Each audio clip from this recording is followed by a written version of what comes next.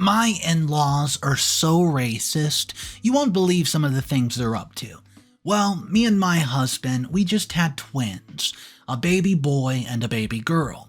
Well, when I tell you how my racist in-laws come into this equation with my baby boy and baby girl, you won't believe what they did. Hey guys, I'm Sarah. I'm a black woman married to a white man, Thomas, against his family's wishes. Something quite unusual has happened recently. I just gave birth a few days ago, so perhaps I'm a bit paranoid or maybe something fishy is indeed happening. I need an outsider's opinion on this. I met Thomas at a wedding where I was the maid of honor for my best friend, and he was one of the groomsmen. Initially, I thought he was handsome, but not think too much about it till the end of the wedding. As the event was concluded, he approached me with a joke and asked me for a dance. He smoothly slipped me his number before we separated. I immediately sent him a text when I had the moment, and yeah, the rest is history. We got married 3 years ago. Despite his family's clear outrage, I guess you could say they simply did not approve of me. Well, I knew it had nothing to do with me as a human being, and it had absolutely everything to do with my skin color. His family is quite the racist, you could say, and I'm relieved that he's nothing like them. He is a kind, loving man, and I've absolutely never regretted saying yes when he proposed to me, not even for once. When I first met them, they were downright hostile. They did not talk to me or involve me in any conversations. It made Thomas mad, and we made our exit halfway through our dinner. This infuriated his mother, Taryn, who asked him if that's what she taught him, to offend someone's cooking by leaving in the middle of the dinner, to which Thomas replied that they've been extremely rude to me, so he didn't care if he was offending her cooking skills. Then we left. When Thomas, simmering in anger, I tried to calm him. To avoid issues and any more mental stress, we eloped and got married in secrecy. Since then, his family has started to neglect him as well. They never come to our house or visit us or invite us to theirs. They would call Thomas a few times every year, but that was the extent of their involvement in our lives.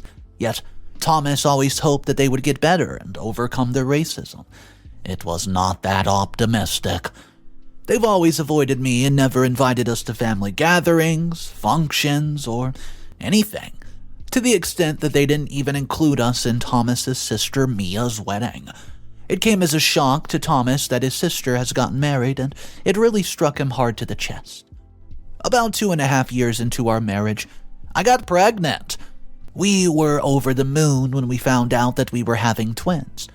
Thomas mustered up the courage to call his family after months of no contact, after they did not invite us to our wedding. He told them about the news, but they did not seem happy or excited at all, bringing down Thomas. His good mood brought down as well. They congratulated him and dropped the call without saying anything else. This really hurt Thomas, but he tried to hide that from me, but I knew his family's unhappy reaction weighed down on him throughout my pregnancy. I tried to keep him cheered up. My family would invite us to dinners even more so we wouldn't feel too left out of the, parental care. We welcomed the babies a month ago. It was a stressful labor. One of the twins had some complications. All in all, I don't like thinking about the memory much. We named our baby boy Andre, and the baby girl is Amy. They're fraternal twins, with Andre looking exactly like his daddy, with white skin and gray eyes, while Amy looks like me. It was difficult to take care of the kids of our own, but we managed for a few weeks. With my permission, Thomas called his family to inform them about the twins' birth. Their response was dry, as usual, but even his racist family could not bring his mood down with his babies in his lap. He promised his mother to send pictures of the babies immediately. However, his family did not look at the pictures for at least a few more days. When they did, they immediately called Thomas. They asked him why he had not told them that one of the babies was white passing, making my stomach drop into uneasiness.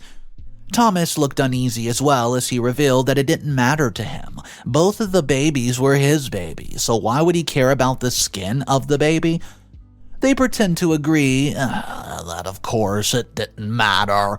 However, His mother starts to talk animatedly about my white-passing baby boy. Andre asking Thomas questions about his health. Finally, Taryn ended the call by asking if she and my sister-in-law Mia could come over to see the baby. Thomas was over the moon, almost crying when he said that they could. Thomas told me the call had ended and that he knew his family would come around, looking at the baby's innocent little eyes. However, my easiness did not dissipate. In fact, it grew even more after the phone call has ended. I felt that something was amiss and I felt very freaked out. I didn't say anything to Thomas yet because I didn't want to ruin his excitement. The next day, Taryn and Mia arrived with loads of gifts for the babies. They brought clothes, shoes, hats for the babies, and I tried to be cheerful with their display, but I could not shake off this uneasy feeling. Mia was excited to see the babies, and I had initially thought that she must have liked babies. That's why she was excited. But it was clear that she and Taryn's intentions were mostly focused on Andre, who was white-passing, according to them. However, I didn't let that discourage me, as at least they were here. Taryn, then focused her attention on me, asking me how labor was, or if I wanted any help around the house.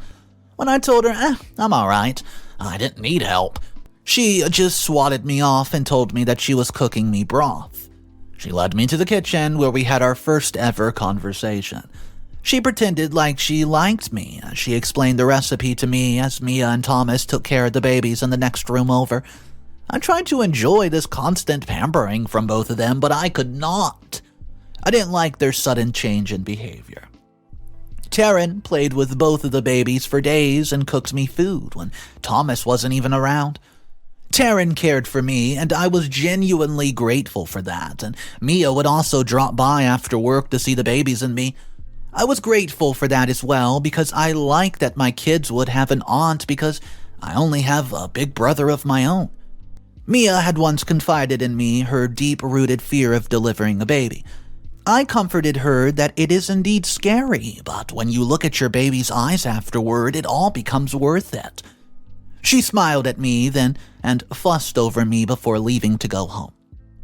I felt overwhelmed at first, but tried to get used to their sudden change of heart. However, I've seen Mia take pictures of Andre and send them to someone as she smiles brightly. Most of their focus is on Andre. All of this has not escaped my notice, or Thomas for that matter. I tried to bring it up to him. He says that he's noticed that as well, and it makes him uncomfortable, and he hopes that, through Andre, they're going to spend more time with Amy and realize how absolutely adorable our little girl is. Maybe then they'll be able to overcome their prejudice ways against black people. For his sake, I hope that's all that it is. However, I can't let go of this nagging feeling in my gut that there's more. I feel like their blatant affection for one twin is going to affect Amy and me both in a negative manner. I haven't brought this up with Thomas yet, scared that I would bring down his mood. So guys, does anyone have any ideas what might be happening? I feel there's a plot that I'm not privy to. My mother-in-law and sister-in-law smell fishy to me. What's up, everybody? Mr. Reddito here. We're about to review 2 top comments from the original post, and well, I just want to know your thoughts about these comments afterwards. Anyways, if you're new to the channel and you like these sort of stories, all you have to do is subscribe for daily videos. Thank you once again for hitting that subscribe button. Let's jump into comment number 1 by Percy_6. Hello, Sarah. I don't think your paranoia is unfounded. Your mother-in-law and sister-in-law are indeed acting weirdly, in my opinion. Maybe it's just them liking Andrew more because he's white-passing, or maybe there's more to it than is on the surface. I would suggest that you stay alert. I don't like their intentions for you or your husband's sake. I would hope that it's just their prejudice and they have no other ulterior motive, but I would not let my guard down so easily around these two. Please, keep a close eye on them when they're around your babies. However, there's a good possibility that you're just in the mama mode and are overthinking this. Anyways, congratulations on having twins. I wish you and the babies the best. Comment number 2 from Francesca1. Sarah, it seems like your body is on high alert after the delivery, and the fact that Thomas's family seemingly changed their minds overnight probably isn't helping, is it? Because if they're planning something, or if something was fishy, they wouldn't have treated you with the care and only came over to spoil Andre. I think they might have indeed changed their ways, changed their hearts. Women love babies. And babies have the ability to melt even ice hearts, in my opinion. Try not to overthink it and bask in their care for a little bit. You're probably imagining it as your hormonal levels are bouncing all over the place. Take it easy. Take good care of yourself and take as much rest as possible in the presence as they take care of the little babies. I hope Thomas is pitching in too to help as well so you don't get overwhelmed. Update number 1. Hey guys, it's Sarah again, and I was right. Something fishy was happening. I wasn't overthinking it or being paranoid like most people say. It wasn't just in my head. It had not even been another month when my mother-in-law and sister-in-law came over when Thomas was away for work. Thankfully, I not only just put the babies to nap and was going to take a nap myself, at least they had not come to talk to me while the babies were awake, taking away my focus and energy from the conversation. Taryn sat me down and told me that she had a huge request to make. I asked her what the matter was, and she took a deep breath, as if she needed to get ready for this, and asked if I would give custody of my white baby to my sister-in-law. Initially, I laughed in uneasiness, hoping that it was a joke, right? But their faces just remained calm and absolutely neutral. They were not joking. Mia grabbed my hand forcefully, making me look into her eyes, and asked if I remembered her confiding her deep-rooted fear of giving birth. She explained that she always wanted to be a mother, but she could not go through it, and she and her husband had been discussing babies, but she'd always backed out because of the fear. She didn't want to go through with the labor trauma, and I shook my hands from her grasp, gasping at the ridiculous, unreasonable request. I told them that, no, I would not give them my baby. Andre is my baby. They both got up, trying to reassure me, but the more they touched me, the more I wanted to run away. They told me to think about it. They said that they understood that it wasn't a light decision, and they even claimed to understand that I need time to come to terms with the request. I asked them why they couldn't just adopt, like normal people. Taryn said that Mia wishes to keep the blood and the family pure, and they thought about adopting but soon scrapped the idea. They told me that Mia was already fond of Andre and she would take care of my son. I reminded them that I also loved my son and no one would have been better enough to take care of my son than me. I told them to leave my house now. Taryn told me that they would wait for me to come around, only fueling my anger. Mia actually got on her knees in front of me and told me how grateful she would be if I shared my baby with her.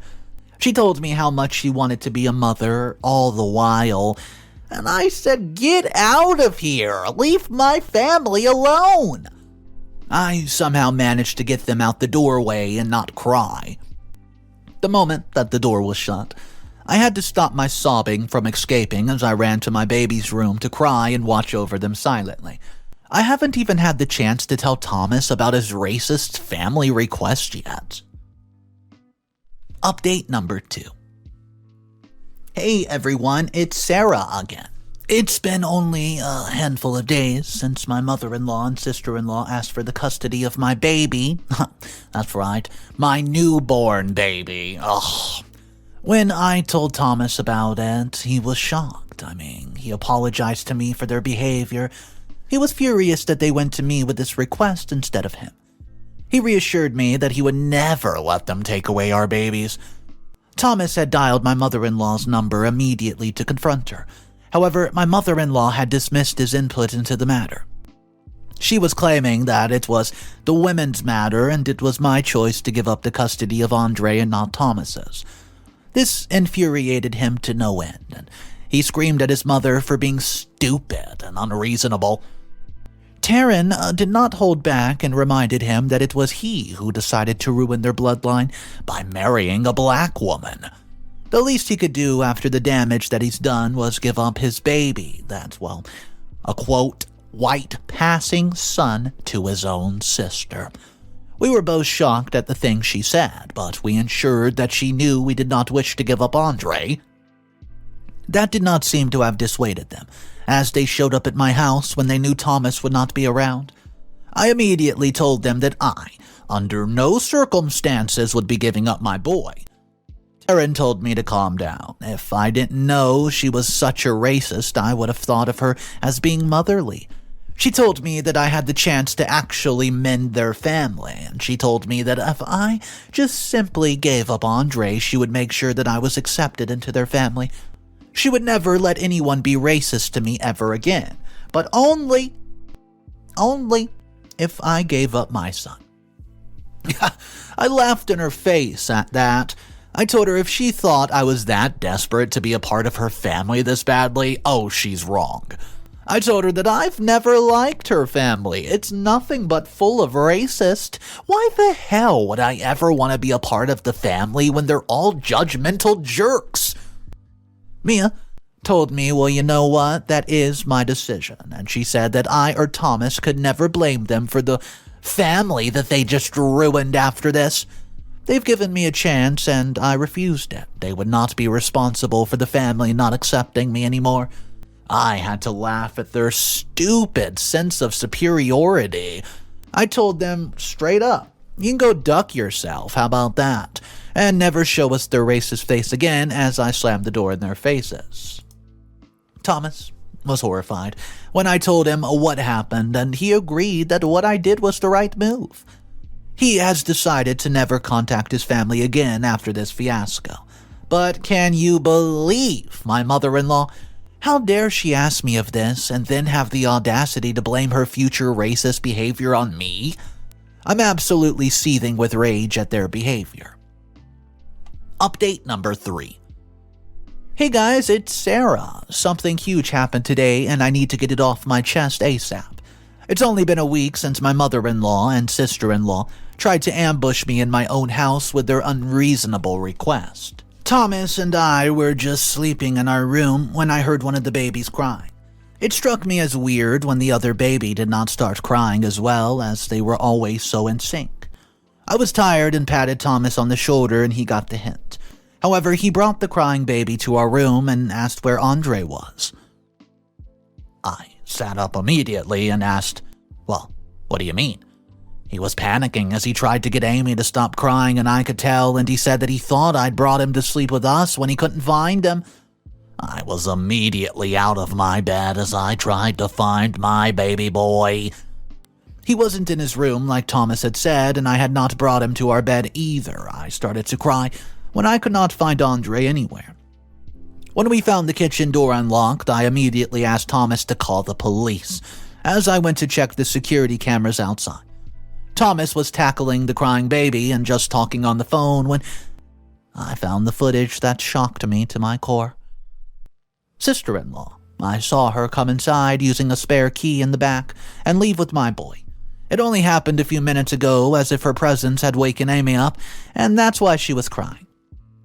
Thomas was horrified when he saw the footage, and by the time the cops arrived, the cops reassured me that they would find my baby safe and sound, and they realized that my sister-in-law's phone was still on. They tracked it to a residential area. I wanted to go with them to get my baby back, but I was crying a mess. I couldn't even think straight due to the fear that Mia would somehow harm little Andre, and the fact that I did not know if Andre knew that something was wrong, if he felt anxious as well, not being with his parents. It made me cry even harder. Thomas had called my brother, who had arrived, and he told me that he would go with the cops to get Andre back, and in the meanwhile I should calm Amy down, who had been crying nonstop, probably due to overstimulation. There was just a lot happening for her to handle. I agreed to it and let him go. I anxiously waited for my son and husband's return as I rocked my baby girl back to sleep. My brother stayed with me until Thomas arrived. Thankfully, Thomas was with Andre in hand. Andre was awake, but at least he wasn't crying, and I immediately brought him close to my chest in relief. I knew that this was going to scar me for life, this emptiness I felt when one of my babies was in danger. Thomas told me that Mia had taken him to a friend's house and planned to leave the state with my baby. She's forgotten to turn her phone off, and that was the only way the cops could get her. Thomas told me that he would make sure his family was punished for this. I was just relieved that I had both my babies back with me. I don't even have words to explain how I'm feeling. It was horrible not knowing where my baby was, and I never want to have that feeling ever again. I almost feel sick even writing about it.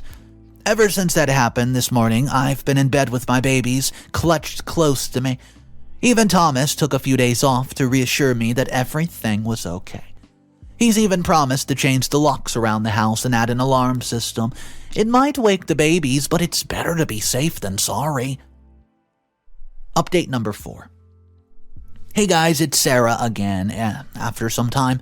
It's been a month since my sister-in-law tried to kidnap my baby boy, and a few things have happened since. I thought I would update you guys. Mia's trial has begun. Our lawyer says that she would be in jail for at least 10 years or more, at most, for kidnapping a child. Mia had looked unhinged at court while her family supported Mia instead of us. They claimed that I should have made a better decision to give Andre's custody to her, which I just believe to be so darn bizarre. I haven't been doing so well. The stress has been too much for me, and I'm feeling very low mentally. I've seen a doctor, and she's given me medicine for postpartum depression, and I've been quite jumpy ever since. Even being away from my babies for a few hours gives me intense anxiety, often leading to anxiety attacks. To make a bad situation worse, my mother-in-law showed up at the house unannounced 2 weeks ago. I was in the kitchen when she barged in, pushing my husband away from the door while he protested. She pointed her finger at me and accused me of being the reason why her daughter was going to prison. She told me that I ruined her daughter's life and she'll make sure that I or my children are never happy in our lives. I asked her if she was threatening me and my children, and she agreed that she was. She called me a selfish jerk who first did not help her own sister-in-law and then had the audacity to go and get her arrested? Wow. I reminded her that she, actually kidnapped my son. She reminded me that she would not have had to do so if I just agreed to give him up voluntarily, and I yelled at her, saying that's not how the request works. She was inconsolable, cursing me for her daughter's misfortune, and she did not see her own daughter as the problem, and everything was my fault. I'd had enough when she called my kids a slur.